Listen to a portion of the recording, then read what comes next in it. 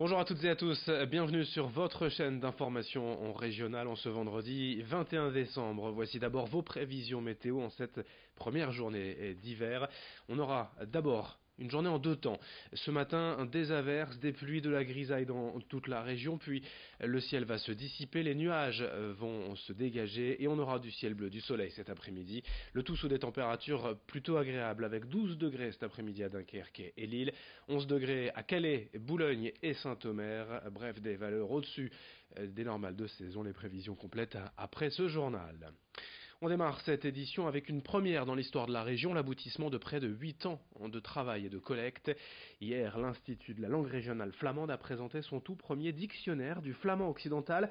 En tout, près de 23 000 entrées, 12 300 mots flamands, 5 500 expressions rassemblées sur 672 pages.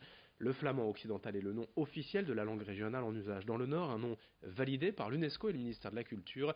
Reconnu comme langue régionale depuis 1999, le flamand occidental compterait environ 50 000 locuteurs, mais la transmission aux jeunes est assez faible. Ce dictionnaire franco-flamand doit donc permettre un meilleur apprentissage. Explication au micro de Margot Sailly. Le flamand occidental a été une promesse de campagne de Xavier Bertrand. Il avait promis de s'occuper du flamand, c'est chose faite. Il nous a mandaté avec ma collègue Bénédicte Crépel pour mener un diagnostic de l'existant du flamand occidental.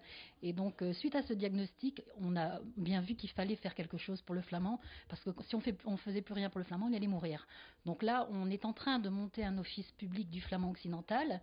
Et en attendant de monter cet office, on a voulu mettre en place déjà quelques actions concrètes.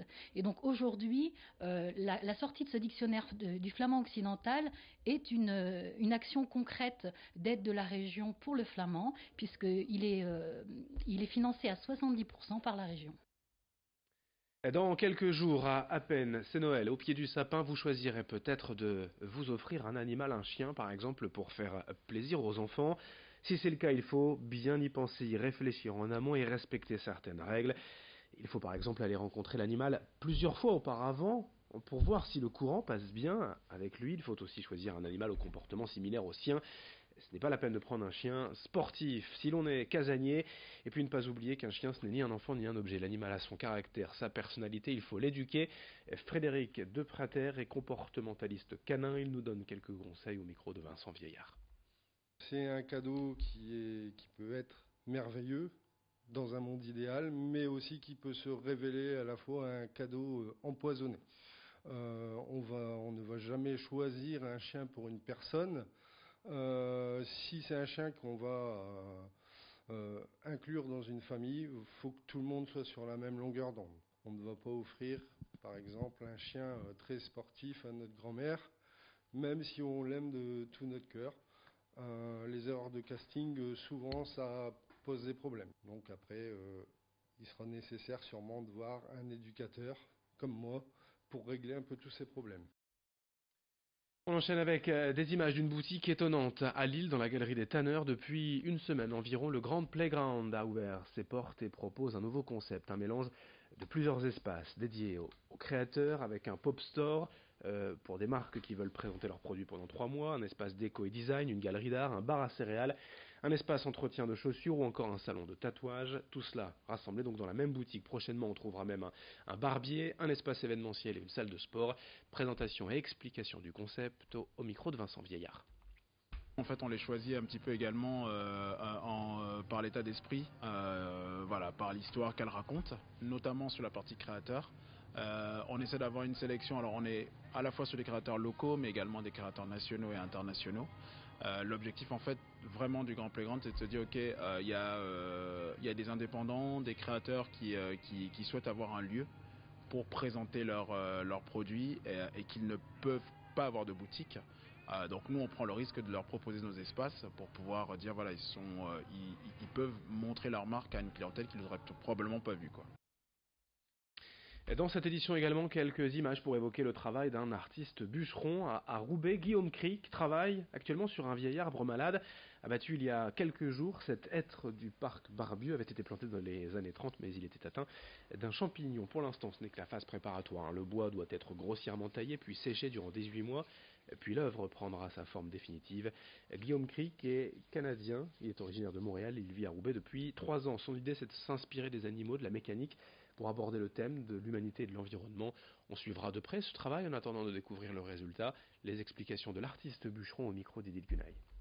On peut s'imaginer des espèces de squelettes de dinosaures à moitié mécaniques et animales. Des choses qu'on pourrait voir comme des squelettes de mammouths ou de dinosaures dans les musées d'histoire naturelle. Il y a une certaine idée de parler de l'homme, de la technique et peut-être par le biais du squelettique d'évoquer avec une certaine intention métaphorique, peut-être la fragilité de l'homme, la fragilité de l'humanité dans laquelle il se met à force d'exploiter et de surexploiter. Et puis on termine avec encore une image de solidarité en cette période de fête. Hier à Lille, près de 250 bénéficiaires du Secours populaire ont profité d'une journée festive en faisant un tour de grande roue puis en allant déjeuner au restaurant. Dimanche dernier, ce sont 600 personnes, dont 400 enfants qui avaient été invités par l'association pour la 4e édition des Arbres de Noël. Outre le spectacle proposé, le Secours populaire a offert quelques 800 places de cirque aux familles. Explication avec Jean-Louis Calins, secrétaire départemental de l'association au micro de Margot Seilly. C'est une action de Noël et on a eu la chance de rencontrer Monsieur Mathieu qui est le propriétaire de la Grande Roue qui nous a dit moi je vous offre des places. Alors ça tombait bien puisque on venait juste d'avoir le patron du restaurant L'Omnia qui nous a invité, qui a invité 250 personnes à grande difficulté de faire un bon repas pour les fêtes de Noël.